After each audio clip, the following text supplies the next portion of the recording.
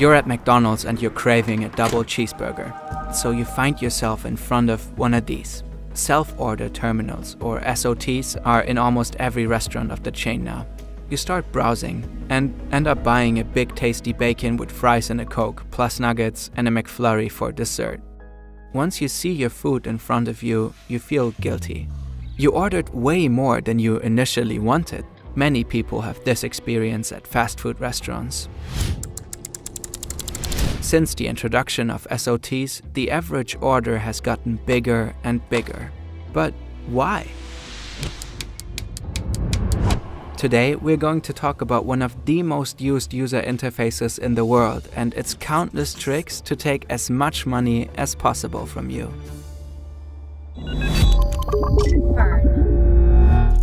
McDonald's is by far the most valuable fast food chain in the world. Its stock price has nearly quadrupled over the past 10 years. Today, there are more than 40,000 McDonald's restaurants around the world. Many of them are so-called restaurants of the future.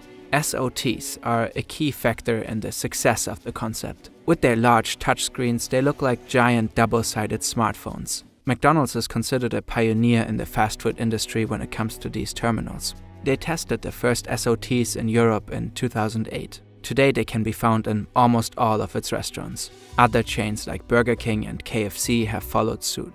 The terminals have supposedly increased McDonald's profits in Germany by about 15%. That's according to an insider who spoke to the German public broadcaster ZDF.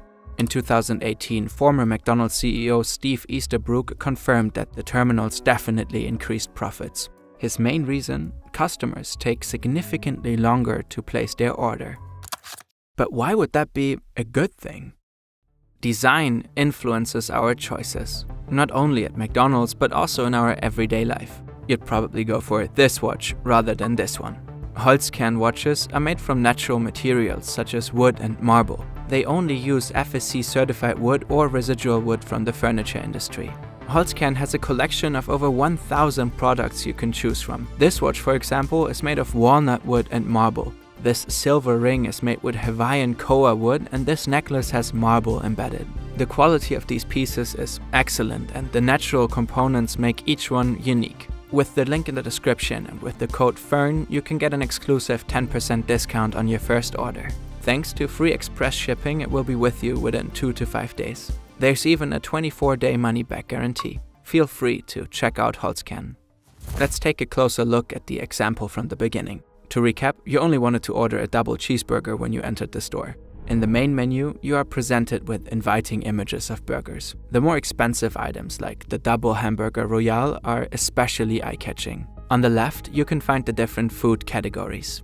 Here, McDonald's is setting a so-called reference value. Going forward, you'll subconsciously compare other items to these expensive ones.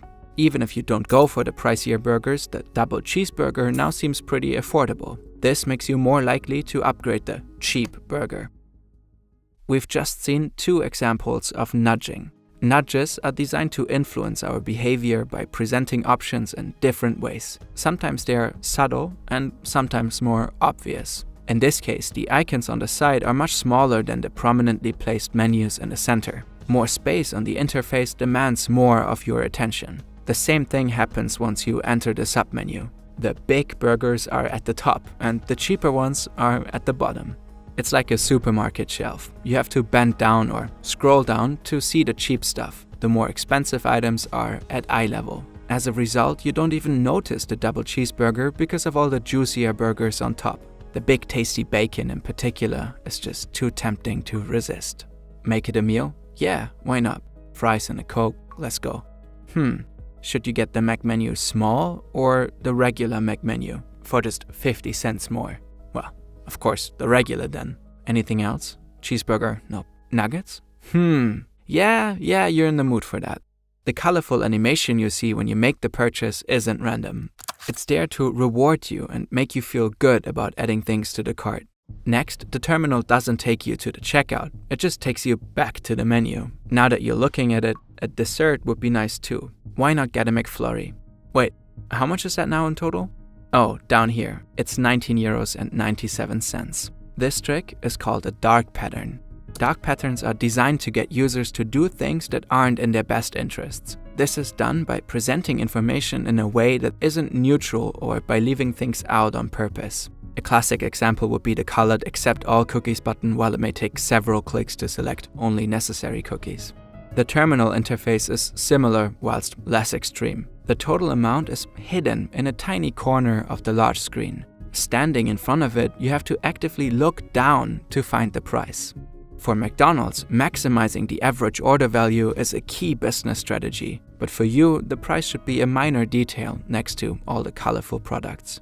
In a statement to us, McDonald's Germany states the screens are as big as they are to present information as clearly and appealing as possible. They are also designed for accessibility. Now, it's finally time to pay. And here, another nudge. This time, the nudge is meant to motivate you to pay by card. You only see a smaller button for the option to pay in cash at the register. There are a few reasons for this. When you pay by card, you're more likely to make impulse purchases and spend more money overall. Plus, the two-sided order terminals let more people order at the same time. Up to 70% of customers leave when there are more than 7 people in line.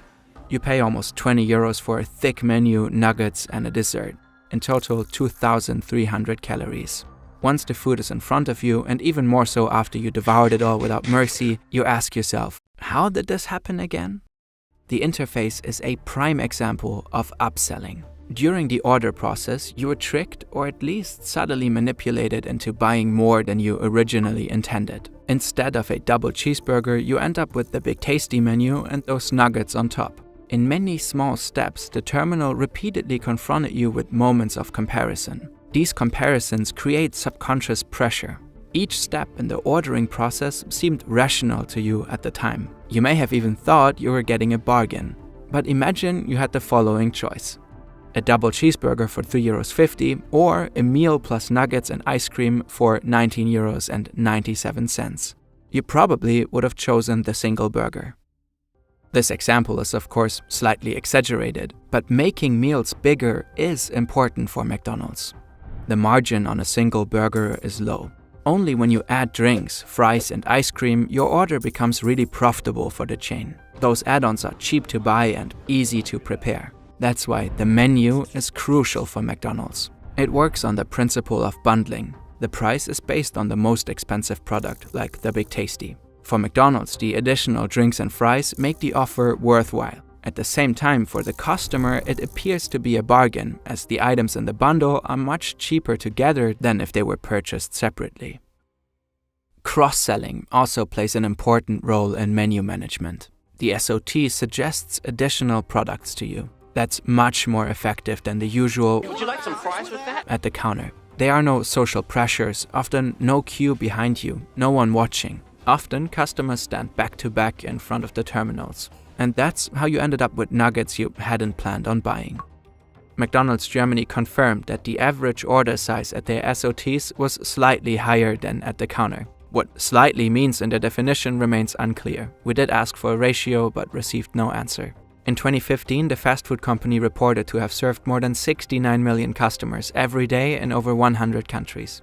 About half of all orders were placed through the order terminals. This makes the McDonald's terminal one of the most used interfaces in the world, probably only surpassed by TikTok, Instagram and such. McDonald's could potentially collect a ton of data every day. Data which they could use, for example, for A/B testing. Customers could randomly be shown different versions of buttons, like different sizes, colors, or wordings. Or some customers might see a recommendation for 6-piece nuggets, while others might see 9-piece nuggets. With these tests, McDonald's could continuously optimize the UI based on millions of data points to squeeze out the maximum amount of additional items purchased. It could be anything from the exact size of the sidebar to the color of the salad leaves or the way the desserts are arranged. McDonald's Germany told us that they don't do A/B testing in Germany. They could not tell us whether the company does such tests in other countries and referred us to McDonald's Global. We asked McDonald's Global for comment, but so far they didn't respond. Friends in the US and UK have tested the terminals in their countries for us. The user interface seems to be pretty similar. It's probably safe to assume that the techniques discussed in this video come into play in McDonald's restaurants in one way or another all over the world. There's no doubt that SOTs improve the customer experience. They save time and make the whole process more chill, a real blessing for introverts. And you don't have to worry about being judged at the register if you want to treat yourself to a big meal with 2 desserts. But SOTs have a downside too. They are explicitly designed for you to maximize your bad choices. The techniques used are not unique by any means, but often invisible at first glance. You might think this is all so see-through and you're not influenced by little nudges or dark patterns.